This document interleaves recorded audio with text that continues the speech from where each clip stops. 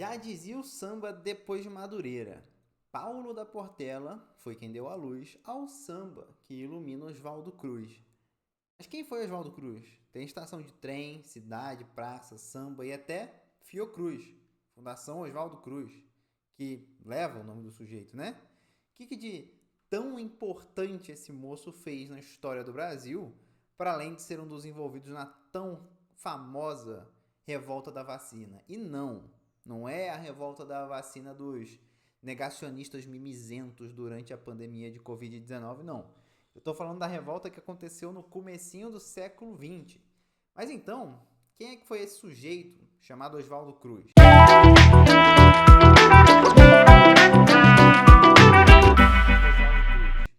Oswaldo Gonçalves Cruz. Ele nasceu no dia 5 de agosto de 1872, ainda no Brasil Imperial, no interior de São Paulo, numa cidadezinha chamada São Luís do Paratinga, que fica no caminho para Ubatuba, saindo de Campinas, mais ou menos, né? O pai dele também era médico, Bento Gonçalves Cruz, envolvido com a saúde e higiene pública, trabalhando em órgãos do governo, primeiramente do governo imperial e depois do governo republicano. Com 15 anos, Oswaldinho entrou na Faculdade de Medicina do Rio de Janeiro, a atual UFRJ, e já antes de se formar, estava publicando artigos na revista Brasil Médico. E o Oswaldinho, também por influência de seu pai, tinha um interesse sobre as questões de higienismo e saneamento e montou um laboratório no porão de sua casa com o intuito de estudar microbiologia.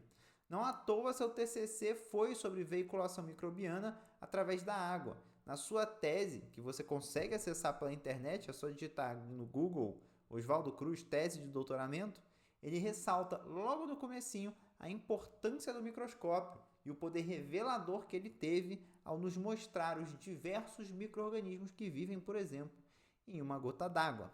Oswaldo estava ligado na importância dos conhecimentos em microbiologia para a saúde pública.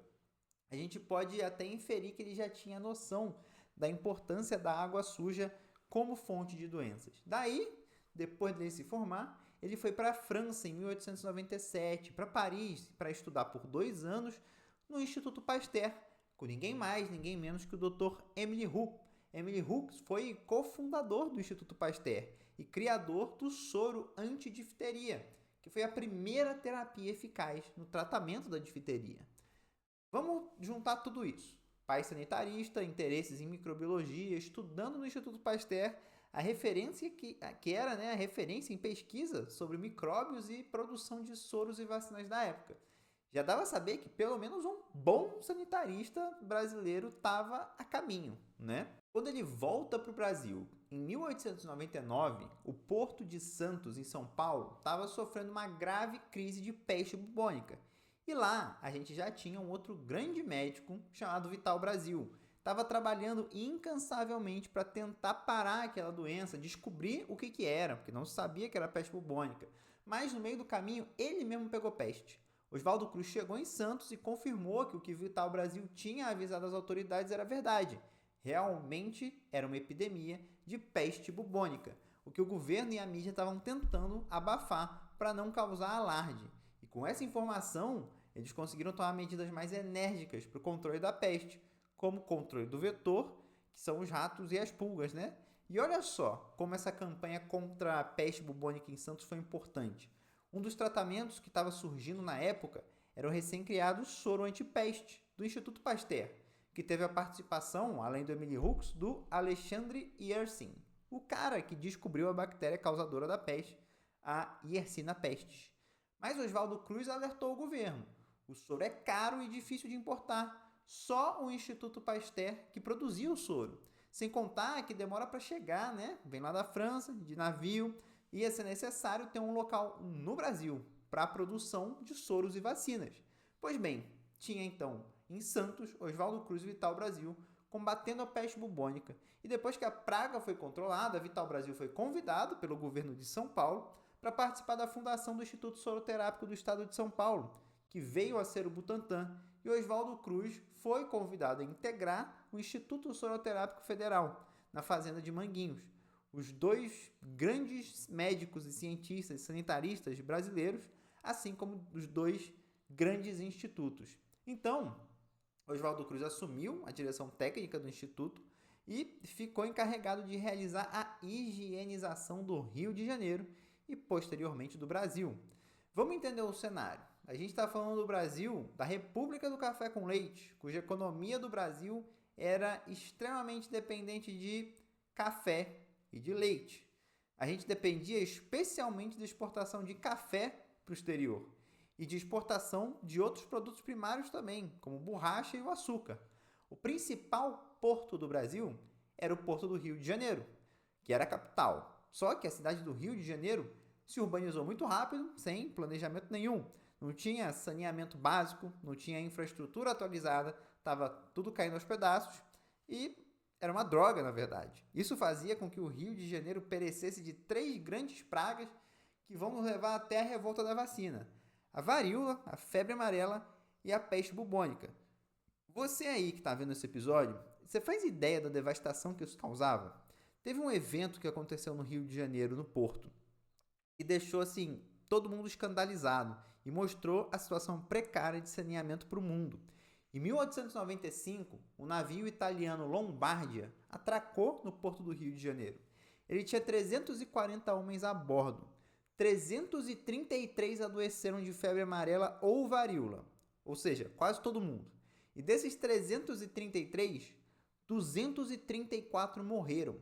É uma mortalidade de 70%. Simplesmente os navios evitavam os portos brasileiros. Tinha empresa de turismo que oferecia viagem direto para Buenos Aires, sem passar pelo Rio, por conta dos riscos. E isso impactava nas exportações brasileiras e muito. Deixa eu contextualizar mais um pouquinho a gravidade dessas 3 doenças. Varíola é uma doença conhecida da humanidade. Há milênios ela afetava a África, a Ásia e a Europa. É uma doença violenta que, quando ocorre um surto, a mortalidade dela pode chegar até 30%. Imagina só, 3 a cada 10 pessoas doentes morrem. A mortalidade da Covid ficou em média de 1,4% e já foi um caos de saúde pública. Imagina como é que era com a varíola. Além da crueldade dos colonizadores europeus, a varíola foi uma das culpadas pela dizimação dos indígenas americanos, porque ela não era uma doença típica das Américas.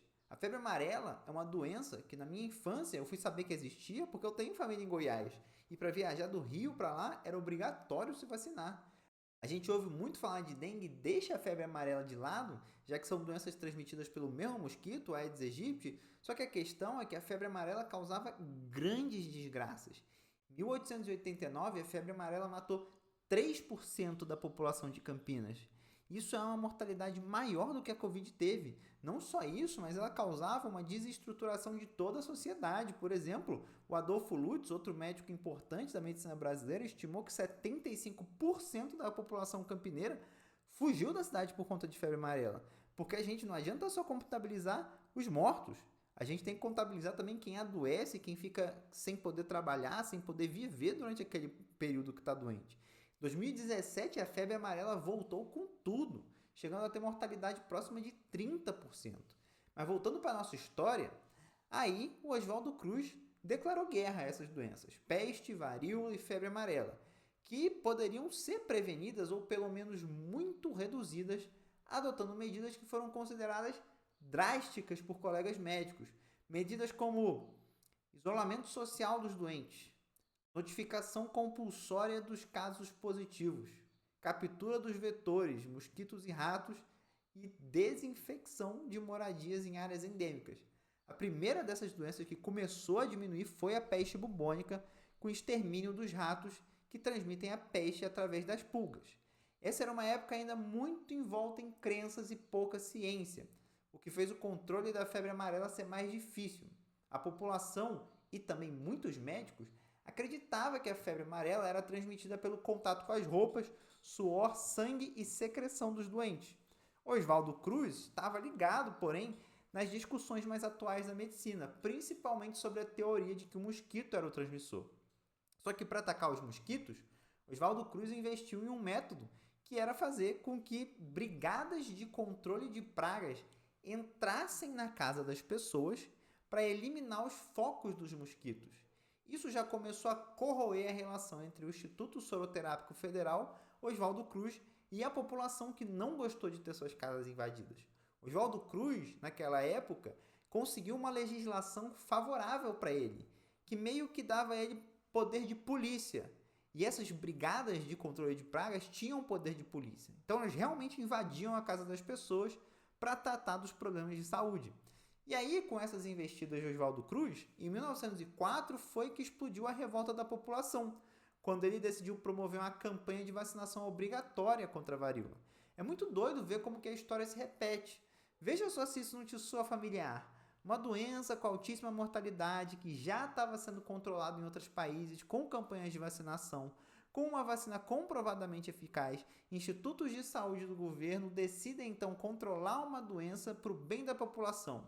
Uma doença que estava presente no dia a dia do povo e que o povo via as mazelas, e mesmo assim existe resistência, não só por parte da população menos instruída. Editoriais de grandes jornais foram contra a vacina, o Congresso Nacional foi contra a vacina, até uma liga anti-vacina foi criada no Congresso. Depois procurem na internet o tanto de charges de caricatura zombando Oswaldo Cruz e a vacinação foram feitas. Charges falando que vacinas não funcionam existiam aos montes. Em 13 de novembro de 1904, estourou a revolta da vacina. A revolta teve participação dos militares da Escola Militar da Praia Vermelha, que se levantaram contra a vacinação. O governo conseguiu conter a revolta, mas o desgaste já estava feito e a vacinação obrigatória foi suspensa. Essa revolta tem muita coisa envolvida, também tem a questão da reforma urbana, da destruição das casas do povo pobre, do povo trabalhador, que estava sendo violentado pelas brigadas sanitárias, que estava tendo as casas invadidas, agora tinha a vacinação obrigatória, estavam perdendo suas casas, e também a história do Brasil, uma história de golpes militares. Essa época a gente já estava vivendo sob uma república civil, mas a gente tem que lembrar que o começo da nossa república foi uma república militar, né? A República da Espada. E nessa época já tinha militar tramando golpe de Estado para tentar reaver o poder. Então foi mais ou menos nesse contexto que os militares da Praia Vermelha usaram a revolta da vacina para tentar tomar o poder de volta. A revolta aconteceu no Rio de Janeiro. Rio de Janeiro era a capital, Brasília não existia. Mas Oswaldo Cruz aí tinha seu mérito. Em 1907, a febre amarela tinha sido erradicada do Rio de Janeiro graças às suas ações. É muito doido pensar sobre esse feito, principalmente com o que eu comentei agora há pouco sobre a mortalidade da febre amarela. É uma doença que a gente conseguiu erradicar no passado, com muito menos recursos e tecnologias, e que voltou a assolar novamente nossa sociedade, com uma mortalidade monstruosa. Se a gente tiver um surto de febre amarela, como o que a gente teve de dengue em 2024, a gente precisa estar preparado para uma tragédia sem precedentes. E com a expansão da fronteira agrícola, a destruição das matas nativas e as queimadas criminosas que estão sendo produzidas no Brasil, a chance de novas epidemias de dengue e febre amarela acontecerem, ou até mesmo da epidemia de dengue de 2024 acontecer de novo nos próximos anos, essas chances não são pequenas. Mas para finalizar, com as 3 pragas que Oswaldo Cruz controlou no Rio de Janeiro, a vacinação obrigatória contra a varíola tinha sido cancelada. Óbvio que você poderia se vacinar voluntariamente na época. Só que em 1908 estourou um novo surto de varíola no Rio e daí as pessoas saíram correndo para se vacinar. Mesmo com a crise da revolta da vacina e o desgaste da sua imagem, ele seguiu firme. Oswaldo Cruz partiu para uma expansão entre 1905 e 1906 de 30 portos no litoral brasileiro para estabelecer um código sanitário com regras internacionais. Seu trabalho para o controle sanitário no Brasil rendeu a ele, em 1907, ano da erradicação da febre amarela no Rio de Janeiro, um reconhecimento internacional.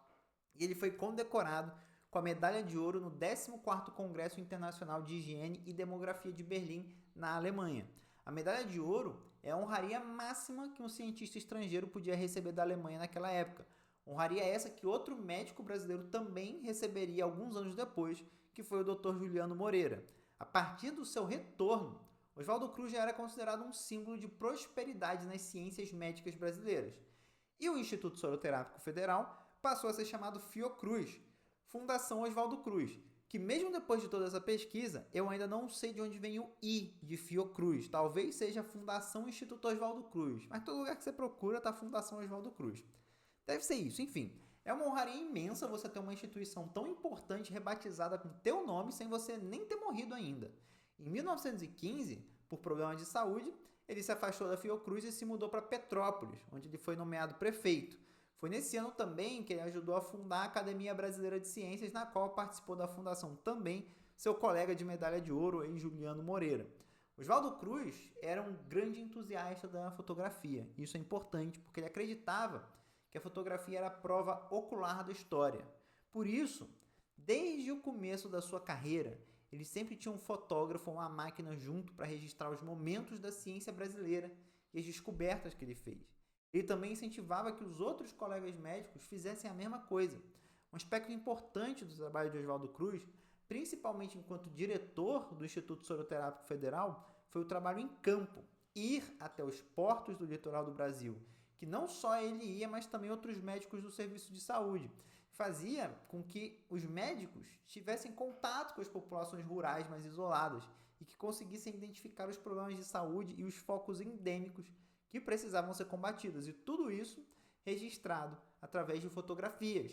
Esses registros, além de auxiliarem a criar um movimento pró-higiênico nacional, ajudaram também a registrar o Brasil profundo, aquele que existe até hoje e que o Estado pouco chega. Também ajudaram a registrar o progresso que foram sendo conquistados e muito desse acervo ainda está preservado pelo Departamento de Arquivo e Documentação da Casa de Oswaldo Cruz, uma unidade da Fiocruz.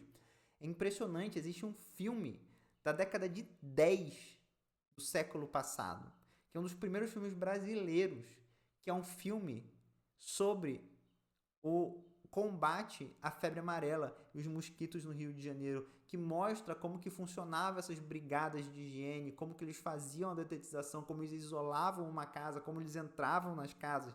Isso é um filme de mais de 100 anos atrás, brasileiro, que foi exposto internacionalmente lá na Alemanha, em Berlim e em outros lugares. E isso é impressionante. Onde você imaginou que teria um filme brasileiro de 1910, ainda mais falando sobre ciência, sobre medicina. Então, observando a história do Oswaldo Cruz, eu acho que só de pensar que ele teve uma instituição rebatizada com o nome dele, enquanto ele ainda estava vivo, significa muita coisa sobre o impacto dele. A gente muito ouve falar dele na escola ou em podcasts quando falam da revolta da vacina, mas a imagem dele acaba ficando tão atrelada tão somente a esse evento, sem levar em conta seus sucessos em conter febre amarela não só no Rio, mas no Brasil, assim como o controle da peste bubônica. O Brasil e principalmente o Rio de Janeiro teria uma história muito diferente se não fosse Oswaldo Cruz. E uma dica de podcast, se você quiser saber um pouco mais sobre a revolta da vacina e aquilo que eu falei sobre os militares, ouve o episódio 131 do História FM, que fala justamente sobre isso. Eu fico por aqui. Se você curtiu, não esquece de compartilhar com quem você gosta. Se você não curtiu, compartilha com quem você não gosta. O importante é compartilhar. Não esquece de se inscrever, comentar e até a próxima.